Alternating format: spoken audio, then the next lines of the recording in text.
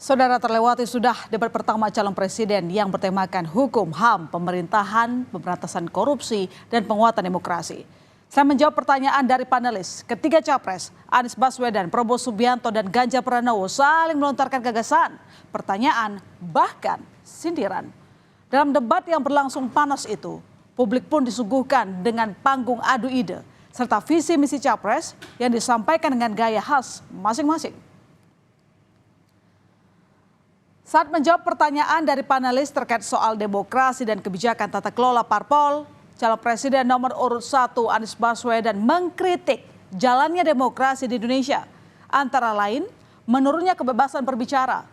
Menanggapi hal itu, capres nomor urut 2 Prabowo Subianto justru bilang bahwa apa yang disampaikan Anies berlebihan. Prabowo pun seolah membuka kisah lama saat pencalonan Anies sebagai gubernur DKI Jakarta. Anies pun kembali menanggapi dengan bicara soal pemerintah dan oposisi. Bahkan menyinggung Prabowo yang disebut tidak tahan berada di kubu oposisi. Saya berpendapat Mas Anies ini agak berlebihan. Mas Anies mengeluh tentang demokrasi ini dan itu dan ini. Mas Anies dipilih jadi gubernur DKI menghadapi pemerintah yang berkuasa. Saya yang mengusung Bapak.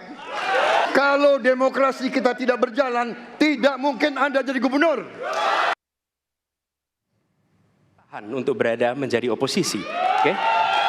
Seperti sampaikan Pak Prabowo tidak tahan untuk menjadi oposisi. Apa yang terjadi? Beliau sendiri menyampaikan bahwa tidak berada dalam kekuasaan membuat tidak bisa berbisnis, tidak bisa berusaha. Karena itu harus berada dalam kekuasaan. Kemudian Capres Anies Baswedan menanyakan bagaimana perasaan Capres Prabowo Subianto setelah mendengar putusan Majelis Kehormatan Mahkamah Konstitusi tentang putusan MK yang bermasalah secara etika terkait pencalonan. Pertanyaan itu pun bahkan berujung pada pembahasan orang dalam yang kerap menjadi fenomena menyebalkan di tanah air. Menanggapi hal itu, Prabowo pun menjawab telah mempertimbangkan secara hukum terkait pencalonan bersama timnya dan tidak menemukan ada yang harus diubah.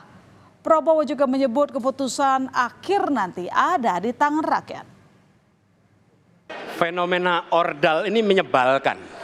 Di seluruh Indonesia kita menghadapi fenomena ordal. Mau ikut kesebelasan ada ordalnya. Mau masuk jadi guru ordal. Mau daftar sekolah ada ordal. Mau dapat tiket untuk konser ada ordal. Ada ordal di mana-mana yang membuat meritokratik nggak berjalan. Negeri ini rusak apabila tatanan Waktunya itu hilang. Habis. Mas Anies, dalam demokrasi kekuasaan tertinggi ada di rakyat.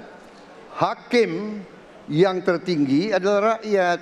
Tanggal 14 Februari rakyat yang akan mengambil keputusan. Kalau kami tidak benar, salah, berkhianat, rakyat yang akan menghukum kami. Tak cuma Anies, Capres nomor urut 3 Ganjar Pranowo juga ikut bertanya hal serupa terhadap Capres Prabowo Subianto. Ia menanggapi pernyataan Prabowo sebelumnya yang bicara soal kesediaannya meningkatkan kualitas hakim. Lagi-lagi soal pendapat Prabowo tentang putusan MK yang menjadi pertanyaannya. Ditanya lagi soal hal itu, Prabowo mempertanyakan siapa sebenarnya yang melakukan intervensi.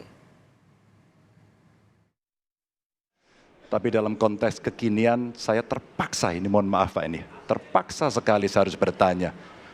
Apa komentar Pak Prabowo terhadap putusan MK yang melahirkan MK itu? Itu aja. Saya kira mengenai Mahkamah Konstitusi, aturannya sudah jelas.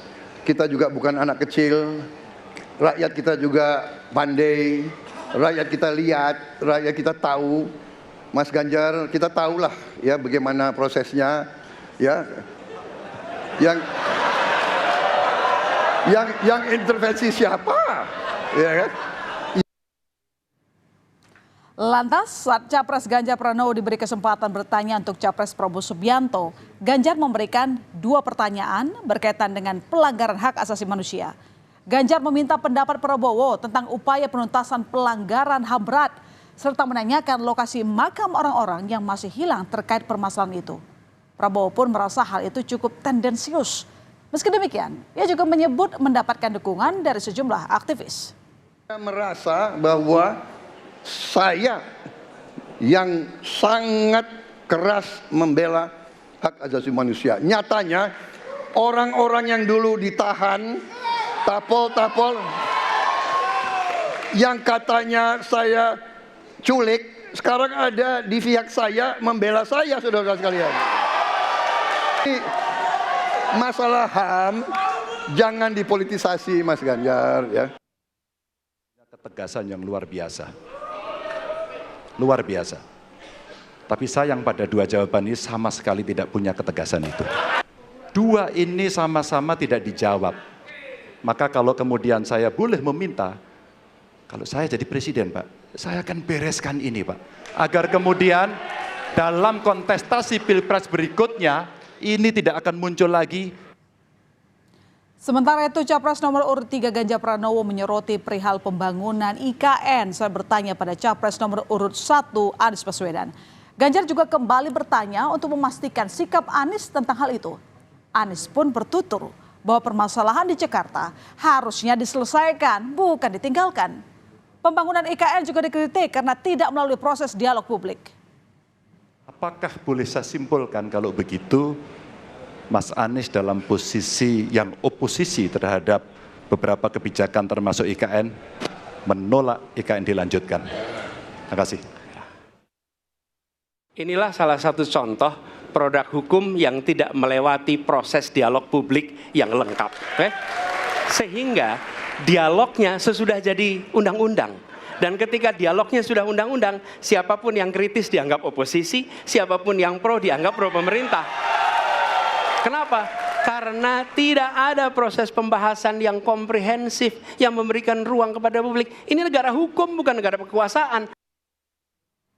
Dan di akhir debat, satu persatu Capres menyampaikan pernyataan pamungkasnya. Anies Baswedan yang mengusung soal kebebasan berpendapat dan lagi-lagi mengingatkan soal orang dalam. Prabowo Subianto dengan agendanya untuk melanjutkan pembangunan dengan syarat menjaga kerukunan. Dan juga Ganjar Pranowo yang bicara soal pemerintah hendaknya tidak baperan dan juga memberikan contoh untuk melayani rakyat. Ya, 1 babak sudah terlewati, masih ada 4 kali lagi debat Capres-Cawapres yang akan berlangsung. Seluruh format gelaran debat ini rencananya dihadiri oleh Capres dan Cawapres. Dan pekan depan 22 Desember 2023 merupakan debat perdana untuk para calon wakil presiden. Kita tunggu gagasan-gagasan apakah yang akan mereka sampaikan nanti.